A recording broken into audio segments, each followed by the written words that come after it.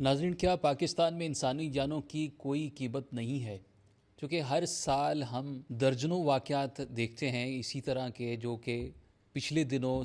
दरियाए सवात में 18 लोग लुक़मा अजल बने और उनमें से तकरीबन 11 लोगों की लाशें मिली हैं और 7 लोग अभी भी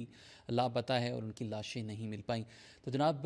इसका ज़िम्मेदार कौन है? ज़िले इंतज़ामिया, चूँकि बहुत सारी जगहों पे हम ये देखते हैं कि वहाँ पर बाकायदा अलार्मिंग सिस्टम्स होते हैं। बहुत सारे ममालिक में ये बाकायदा निज़ाम होता है कि जहाँ पर पहले से ही उनको आगाह कर दिया जाता है हंगामी हालात में कि अगर इन सिचुएशन से निपटना है तो आपने सियाहों के लिए क्या इक़दाम करने हैं, सियाहों के लिए कोई कानून नाफिज करना है, सियाहों के लिए कोई इस तरह की टीम तश्कील देनी है ताकि वो इन हंगामी हालात में अगर वो फंसते हैं तो निपटना किस तरह से है। तो जनाब, ये ज़िले इंतज़ामिया की एक नाअहली है और इससे पहले हमने दर्जनों वाक़यात देखे जो कि शुमाली इलाक़ा जात में हुए और फिर इसी दरियाए सवात के किनारे बहुत सारे लोग लुक़मा अजल बने,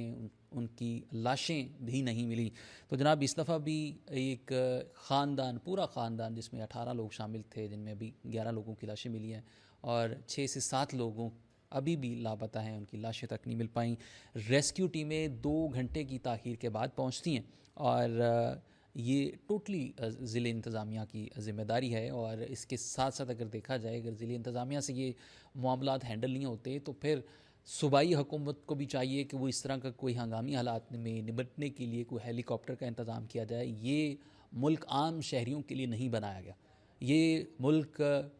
अशराफिया का मुल्क है। अगर कोई अशराफिया, कोई बड़ी एलीट क्लास का वहाँ फैमिली होती तो ये हालात ना देखने को मिलते। वहाँ पर बाकायदा तौर पर आपको जल्दी जनाब रेस्क्यू टीम भी पहुँचती और अगर वो नहीं पहुँचती तो जनाब कोई हेलीकॉप्टर का भी एहतमाम किया जाता, जो जैसे हमने देखा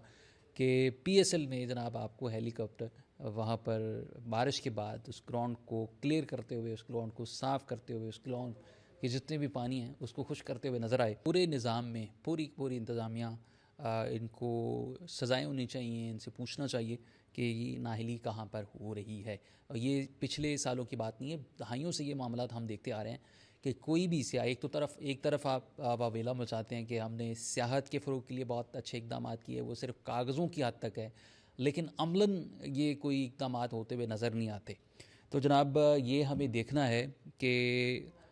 आइंदा आने वाले सालों में भी ये हालात इसी तरह के रहेंगे, चूँकि इससे पहले अभी बहुत सारे वाक़यात हो चुके हैं और इसमें जनाब कोई वार्निंग सिस्टम मौजूद नहीं है। और इसके साथ साथ अगर लोगों को पता भी चला तो लोग तमाशाई बने रहे और इसी तरह हर साल दरियाओं के किनारों ऐसे वाक़यात होते रहते हैं, मगर एहतियाती इक़दामात सिर्फ़ कागज़ी हद तक ही हम देखते हैं। और इसमें जनाब ज़्यादा जो ज़िम्मेदार हैं वो आला अफसरान हैं और इनके ख़िलाफ़ फ़ौरी तौर पर कार्रवाई होनी चाहिए और गैर कानूनी होटलिंग पर भी पाबंदी लगाई जाए, चूँकि ऐसे इलाक़ों में हमने अक्सर देखा है कि ऐसे एरियाज़ में होटल्स बनाए जाते हैं जहाँ मुकम्मल तौर पर कोई हिफाजती इंतज़ामात नहीं हैं, कोई रेस्क्यू का जदीद निज़ाम मौजूद नहीं है और ये लोग तो अब वापस नहीं आएंगे, लेकिन इनके खून का हिसाब कौन लेगा? वो आम आवाम मुतालबा करती है कि इस पूरे जो वाक़या हुआ है इसकी इंक्वायरी होनी चाहिए। इसमें जो लोग भी नाअहली जिन पर साबित होती है उनके ख़िलाफ़ मुकम्मल तौर पर कार्रवाई होनी चाहिए। और ये वाक़या आज का वाक़या नहीं है, इससे पहले भी होते आए हैं, लेकिन ये कुछ दिन तक आवाज़ बुलंद होती है, फिर खामोशी हो जाती है और फिर हम किसी नए हादसे की तैयारी में